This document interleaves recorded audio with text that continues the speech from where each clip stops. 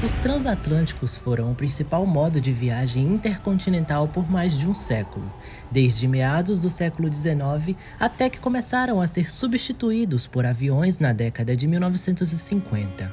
Além dos passageiros, os transatlânticos transportavam correio e carga. A rota mais movimentada para os transatlânticos era o Atlântico Norte, com navios viajando entre a Europa e a América do Norte. Foi por esta rota que os transatlânticos mais rápidos, maiores e mais avançados viajavam. O advento da Era do Jato e o declínio do serviço de navios transoceânicos trouxeram uma transição gradual de navios de passageiros para navios de cruzeiros modernos como meio de transporte. Para que os transatlânticos permanecessem lucrativos, as linhas de cruzeiros modificaram alguns deles para operar em rotas de cruzeiros, como o SS France. Certas características dos transatlânticos mais antigos se tornavam inadequadas para cruzeiros, como o alto custo de combustível, calado profundo que impedia de entrar em portos rasos e cabines, geralmente sem janelas, projetadas para maximizar o número de passageiros e não o conforto. O SS Michelangelo e o SS Raffaello da linha italiana, os últimos transatlânticos a serem construídos, principalmente para a travessia do Atlântico Norte, não puderam ser convertidos devido seus enormes tamanhos, era economicamente inviável, por isso tiveram carreiras mais curtas.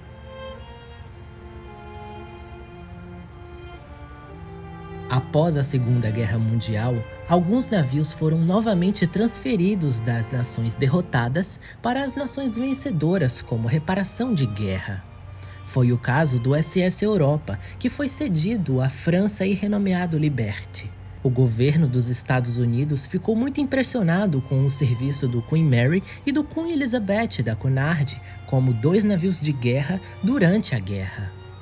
Para garantir um transporte de tropas confiável e rápido em caso de guerra contra a União Soviética, o governo americano patrocinou a construção do United States e colocou em serviço para a United States Line em 1952.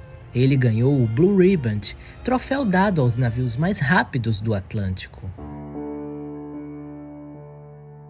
Antes da Segunda Guerra Mundial, as aeronaves não representavam uma ameaça econômica significativa para os transatlânticos.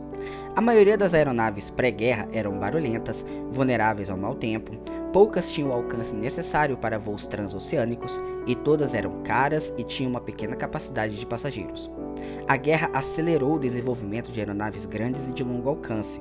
Os bombardeiros de 4 motores, como o Avro Lancaster e o Boeing B-29 Superfortress, com seu alcance e enorme capacidade de carga, eram protótipos naturais para os aviões de última geração do pós-guerra.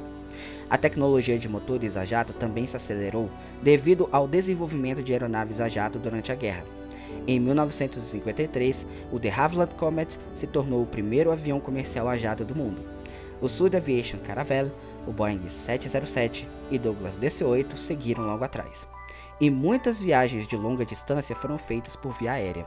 O SS Michelangelo e o SS Raffaello da Italian Line, lançados em 1962 e 1963, foram os dois últimos transatlânticos a serem construídos principalmente para o serviço do Atlântico Norte. O transatlântico da Cunard, Queen Elizabeth II, também foi usado como navio de cruzeiro. No início da década de 60, 95% do tráfego de passageiros através do Atlântico eram feitas por aeronaves. Assim, o reinado dos transatlânticos chegou ao fim.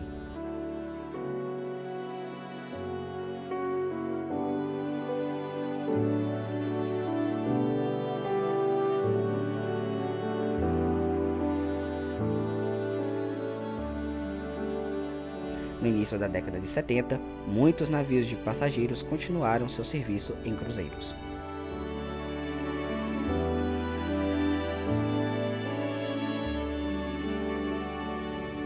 Os serviços oceânicos destinados a passageiros cessaram em 1986, com a notável exceção das travessias transatlânticas operadas pela companhia de navegação britânica Cunard Line. Em uma tentativa de mudar o foco do mercado de viagens de passageiros para cruzeiros com um valor de entretenimento, a Cunard foi pioneira no serviço transatlânticos de cruzeiros de luxo a bordo do transatlântico Queen Elizabeth II.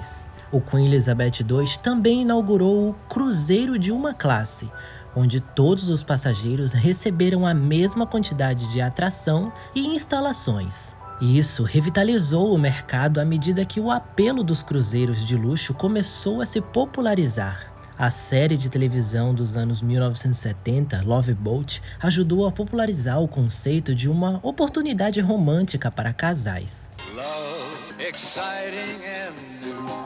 Come aboard, we're expecting you.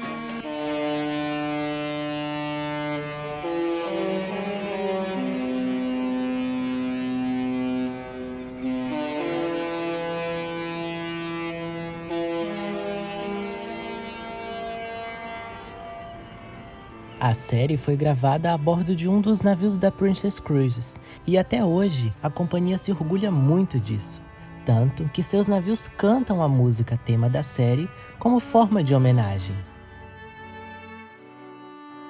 Outro navio a fazer essa transição foi o SS Norway, originalmente construído como o SS France, e mais tarde convertido para funções de cruzeiros como o primeiro supernavio do Mar do Caribe.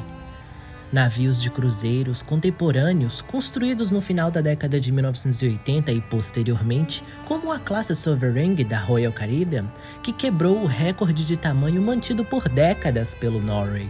Os navios da classe Sovereign foram os primeiros meganavios a serem construídos para o mercado de cruzeiros de massa.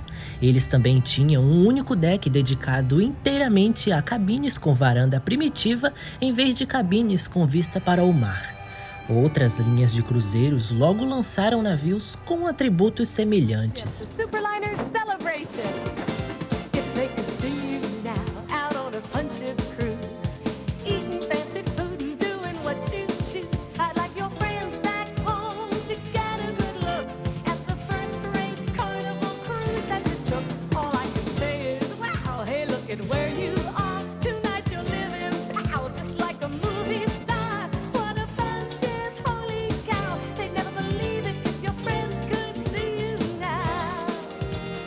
Como as suítes com varanda eram particularmente lucrativas para linhas de cruzeiros, transatlânticos como Queen Elizabeth II também passaram a ter cabines com varanda. O único transatlântico comparável a ser concluído nos últimos anos foi o Queen Mary II, da Cunard Line em 2004. Após a aposentadoria do seu companheiro de chapa, Queen Elizabeth II, em novembro de 2008, o Queen Mary II é o único transatlântico operando em rotas transatlânticas, embora também vê um serviço significativo em rotas de cruzeiro. O Queen Mary II foi por um tempo o maior navio de passageiros antes de ser superado pelos navios da Royal Caribbean International. Uma característica distintiva dos navios mais modernos da Royal Caribbean é a estrutura open átrio dividida, possibilitada pela largura extraordinária do casco. Os cruzeiros se tornaram uma parte importante da indústria do turismo, com um mercado estimado em 29 bilhões de dólares por ano. Apesar da fama nos dias atuais, cruzeiros não é algo tão moderno assim. O Grand Tour era um principal costume do século XVII de viagem tradicional pela Europa, tendo a Itália como destino principal. Era realizada por jovens europeus de alta classe. O RMS Standard foi um navio que começou a oferecer serviços de cruzeiros de luxo em 1844. Porém, o primeiro navio construído exclusivamente para o mercado de cruzeiros foi o navio alemão Prinzessin Victoria Louise. Na década de 20, viagens turísticas estavam começando a se popularizar. O RMS Olympic, irmão do famoso Titanic, também entrou nesse mercado. Partes de áreas destinadas à terceira classe foram convertidas e transformadas na nova classe turística. Em 1929, o mercado cresceu tanto que o Olympic precisou receber novas cabines de classe turísticas no Convés B. Nos anos 30, a Cunard inovou sua frota, tendo destaque para o RMS Mauretânia, que recebeu uma pintura em branco, típica dos navios de cruzeiros modernos. Mais tarde, a Cunard surpreendeu novamente o público, pintando toda sua frota em verde. A pintura branca não está associada a navios de cruzeiros. Hoje em dia, existem navios de cruzeiros de todas as cores: preto, branco, azul, vermelho, roxo, colorido, e todas as cores são escolhidas pela companhia. Em 2016, durante uma reforma da Queen Mary 2, a Cunard fez uma brincadeira com seus fãs, fazendo um post com a Queen Mary 2 como Green Goddess, sendo esse o apelido para um antigo navio da companhia, o RMS Caronia, que tem sua pintura em verde e marcou o início da nova era da Cunard nos anos 40. Depois da brincadeira, a Cunard fez uma publicação afirmando que seu último transatlântico jamais perderá suas características iniciais. A partir de 2022, o maior navio de passageiros do mundo é o Wonder of the Seas da Royal Caribbean. Se você gostou desse vídeo, inscreva-se no canal e deixe seu like para não perder novos vídeos.